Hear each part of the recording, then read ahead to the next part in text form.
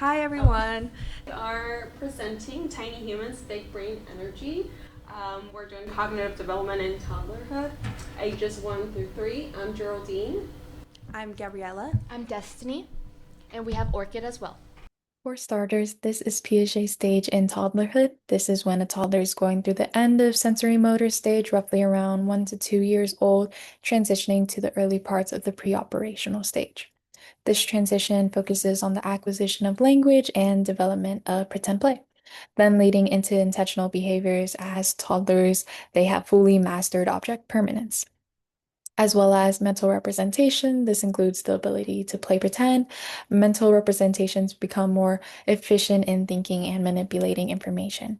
It can also enable deferred imitation of copying behaviors based on memory and make-believe play.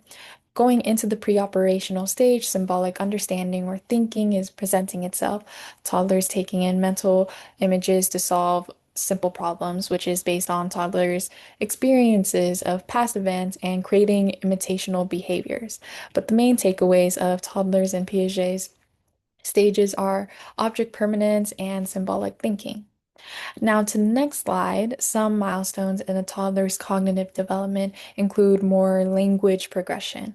Telegraphic speech is learned, which is the two utterances like go now or more food, instead of using holophrastic speech, which mainly infants use. There's also not too many gross grammatical errors like chair my, it is my chair. However, there is overextension and underextension of word usage that occurs. Advancing vocabulary means memory growth is being made. So, as toddlers are being introduced to more objects and more events, they then take that memory into deferred imitation to copy behavior, as well as also recalling memories, as well as toddlers' attention spans are growing from seconds to minutes. Their understanding of cause and effect is developing. So, for example, they know if I drop a pencil, it will fall. In addition, the beginning of problem solving, so transitioning from trial and error to simple strategies solving problems. Now, they also begin to develop early executive function skills like working memory, inhibitory control, and cognitive flexibility. Information processing theory explains how toddlers take in and use information as they grow. It says the mind has three parts. The first is sensory store, which works like a quick snapshot of what they see and hear. The information disappears unless a toddler pays attention to it. When something does catch their attention, it moves into short term or working memory, a small space where toddlers hold information just long enough to use it. Because the system is still developing, toddlers get distracted easily and can only manage one or two pieces of information at a time. When something is repeated or meaningful, it moves into the long-term memory category. All of this is guided by executive function, the manager of the brain, which helps toddlers focus, control impulses, and solve simple problems. Since executive function is still growing, toddlers often act quickly, forget instructions, and have trouble with emotions. But as these skills develop, they start to notice patterns and form categories, and they begin symbolic play, like pretending a block is a phone. Vygotsky offers another perspective by showing how much cognitive development depends on social interaction. His idea of the zone of proximal development refers to tasks that a child can't do alone, but can succeed with the help of a supportive adult. The guidance, called scaffolding, helps toddlers learn new skills as adults provide just enough help and gradually step back as the child becomes more confident. Research shows that this kind of support leads to better play, language, and problem solving during the second year of life. Since toddlerhood is also a sensitive period for learning grammar, language exposure is especially helpful during this time. For example, Patricio, who is almost 19 months old and growing up hearing both Spanish and English from his mother and father, is learning to communicate in both languages as his thinking and languages skills develop rapidly. It's okay.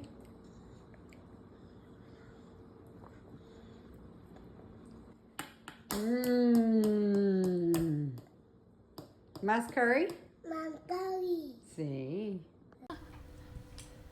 Houston, we have a meltdown. Atypical development in children's. Sometimes atypical development in infants can look like limited curiosity, little to no interest in pretend play, lack of imitation or interest in learning from others. So not having that or looking out for that scaffolding. Kids usually, when they see their parents cooking and cleaning, they want to have that interaction and want to be a part of it. If a child is not showing this, this could be a sign of an atypical development, not having a good developed language. While most toddlers follow a typical path of cognitive and language growth, it's always important to recognize that development can look different in some children. Atypical toddlers' development may include delays in language, such as saying few words, difficulty combining words, such as saying dog outside, dog inside, just saying dog. Poo-poo. Reduced eye contact, limited pretend play, or not responding to their names. These differences can have many causes, including hearing issues, developmental delays, neurodivergence such as autism, or simply having a different pace of learning. So when talking about atypical development, it's also important to recognize how autism often shows signs in toddlerhood. But some professionals hesitate to give a formal diagnosis this early. Early identification matters because supportive environments, intentional communication, and early intervention services can help toddlers build skills that match their needs. Some more specific red flags associated with the development delays or autism may include a lack of response to their names, so repetitive behaviors, no pointing or joint attention, also fixations to certain objects, or losing language they previously had. These signs do not equal a diagnosis, but may suggest that they need an early evaluation. So now we're going to go ahead and discuss a little bit more about the cognition. When toddlers understand cause and effect, they navigate the physical world a little bit more safely. So for example, some memory support routines are using problem solving to master grows, fine motor skills. Understanding cause and effect improves risk awareness. Obviously this is important while they're growing up and learning what's dangerous and what's safe. Memory and planning skills help them learn routines like dressing, washing hands, or brushing teeth. Thinking skills enhance motor learning. You're right, Geraldine. Thinking skills does enhance motor skills. Speaking of motor skills, let's talk about cognition. When we talk about cognitive development, we also know that it boosts emotional and social development.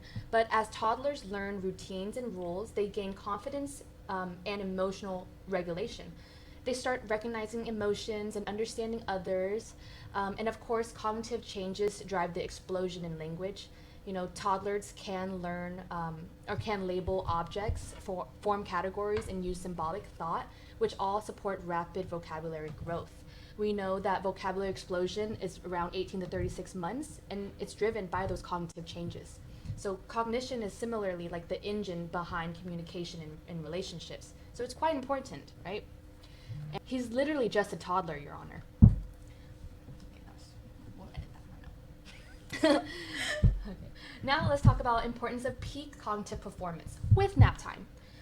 Toddlerhood is a foundational period. We all know this. Strong cognitive development at this age predicts later academic success, language skills, emotional regulation, and social competence. Delays during this time can impact multiple areas in later childhood. My favorite quote is, "Children don't choose the circumstance that they're born into, yet they are expected to survive them." So with that being said, knowing what we know from this class, toddler cognition literally changes the structure of the brain. So when a child is acting out or shutting down, what if that's not bad behavior? That's survival mode. Maybe it's not the kid, maybe it's the environment. So with that being said, why is it important? The gains made in memory, attention, symbolic thinking, and problem solving support every other area of development. We're talking independence, we're talking emotional skills. This stage is key for future learning, school readiness. Understanding toddler cognition helps caregivers and educators support children during a critical window of development. So, before we end today, I want to ask you all to pause for a second and think about something that we often overlook. Every single one of us in this room started the same way. Tiny, confused, chaotic, little human beings trying to make sense of a huge world. Those little versions of us were braver than we give them credit for. They learned to speak without knowing any words. They walked without knowing how, didn't quit on themselves, not even once. Somewhere along the way, things got harder, life got harder, more complicated, and we forgot that version of ourselves. But do you remember that little toddler you once were? They're still inside you. They're still rooting for you. You've been defeating the impossible since before you knew what the word impossible even meant. Younger self is still going to thank you today, tomorrow, yesterday, and the years to come. And so continue with your education if you want to. It is what is going to lead and grow the minds of our next generation. Thank you so much for listening. All right, perfect, we're done. Yay! I went to bed, right? See?